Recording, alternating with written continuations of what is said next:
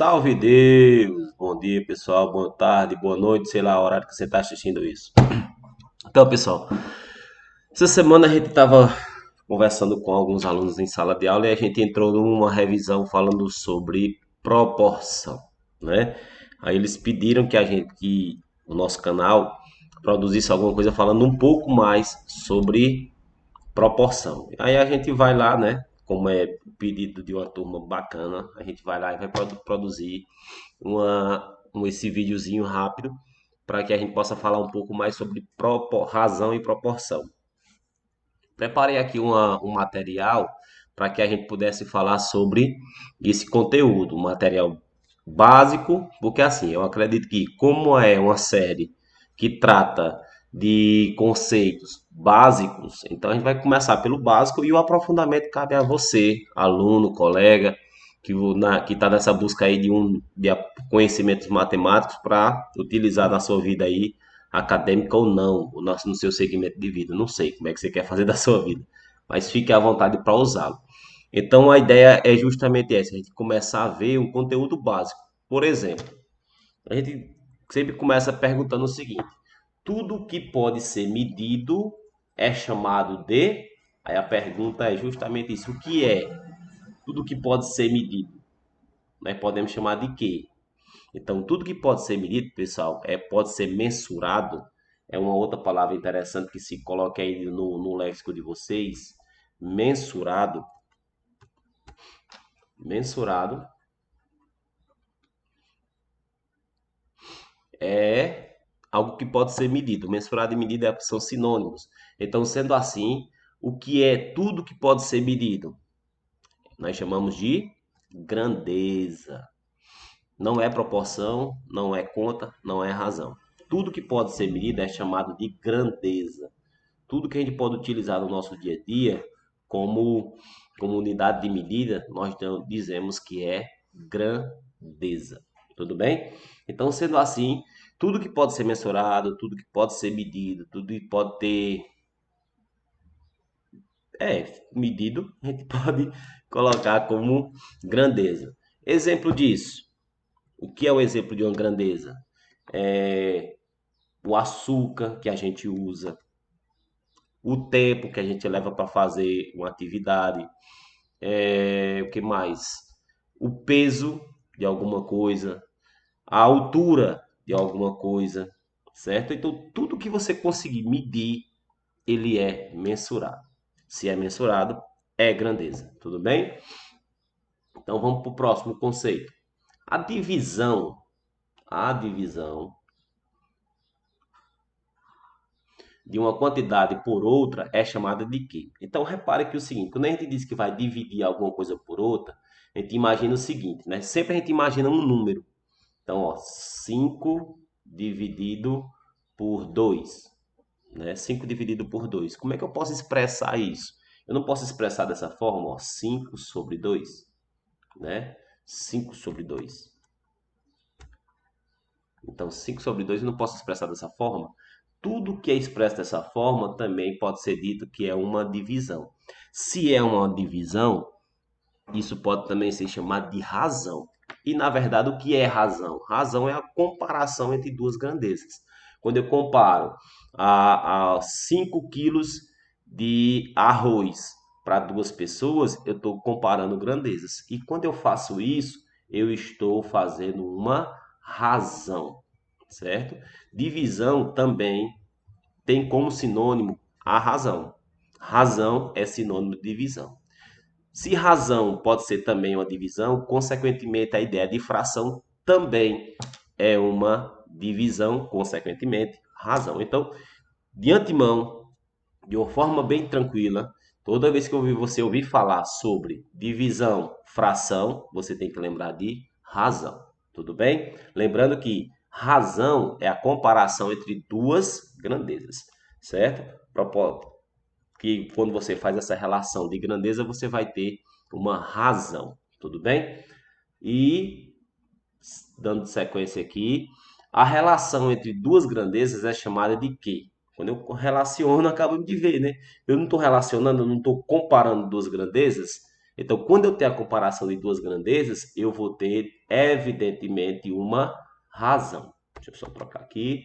Pronto, eu vou ter uma razão. Pronto, professor, mas assim, e se eu comparar duas razões? O que é que eu vou fazer? Por exemplo, quando eu pego assim, ó, eu tenho deixa eu imaginar aqui, eu tenho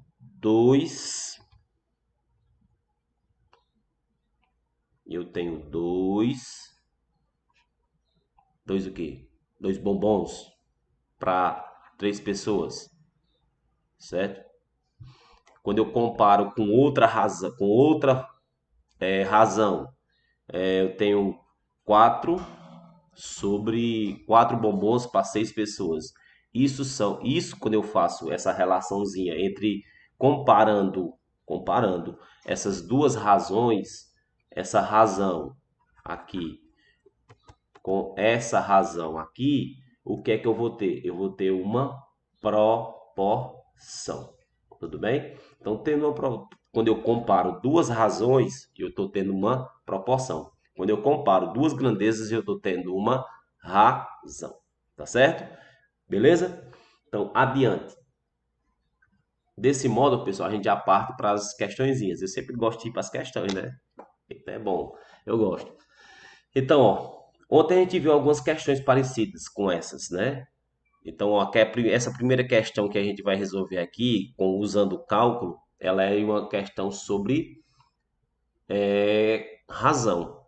Quando eu coloco aqui, ó, em uma caixa há 40 bolas laranjas e 48 bolas marrons, a razão, ó lá, razão entre bolas laranjas e bolas marrons é de. Então eu vou fazer o seguinte, ó, repara como é fácil e rápido. Então, tendo isso, o que é que eu vou fazer? Pegando aqui, eu vou ter 40 bolas laranjas e 48 bolas marrons. Repare que ele disse uma coisa aqui, ó. A ordem aqui vai importar. Ele está dizendo que pegou bolas laranjas e bolas marrons. Tudo bem? Então, sendo assim, repare que ele comparou. Só que eu não tenho aqui de modo nenhum, eu não tenho essa fração aqui, ó, na letra A, na letra B, na letra C e na letra D. Repare o que é que eu vou ter que fazer. Eu vou ter que observar e fazer uma coisa chamada simplificação de fração. Qual é o número que eu posso simplificar aqui, o 40 e o 8 ao mesmo tempo? Eu posso simplificar ambos os números, o denominador e o numerador, pelo número 8. Que aí eu vou ter quem? Eu vou ter 40 dividido por 8, eu vou ter 5. E 48 dividido por 8, eu vou ter 6. Então, a razão aqui entre os números de bolas laranjas e bola marrom vai ser a letra A de avião. Tá certo? Vamos para a próxima. Ficou básico. Sim, mas aí teve um aluno lá no da hora que eu agora lembrei. Teve um aluno que fez o seguinte: professor, eu podia ter feito assim. Aí foi e escreveu 40 sobre 48. 40 sobre 48. E começou a fazer assim: eu posso simplificar por 2 em cima e embaixo, o denominador e o numerador? Eu disse: pode, sem problema nenhum. Aí ele fez 20 sobre 24. Ele disse: posso continuar? Pode. Aí ele foi lá e fez isso, por 2 novamente. Que aí deu quem? Deu 10 sobre 12. Aí ele: posso continuar? Ele disse: pode. Aí ele disse: isso aqui tá certo? Tá, porque aí o que é que acontece? Eu vou encontrar o mesmo resultado que eu encontrei na realização do anterior, só que de forma sucessiva. A gente chama isso de divisão ou simplificação sucessiva, né? Essa parte de cima aqui, ó, ele já é uma simplificação muito mais concisa, muito mais rápida, né? A gente já encontra o divisor comum aos dois números, já pode fazer direto. Tanto está certo desse jeito, como está certo desse jeito. Não tem como estar errado. Se dá o mesmo resultado, Tá certo, não tem. Ele só mudou a forma de resolver. Mas não se preocupe. Se os caminhos que você tomou levam à mesma resposta, só a gente só tem que ter cuidado na hora de verificar.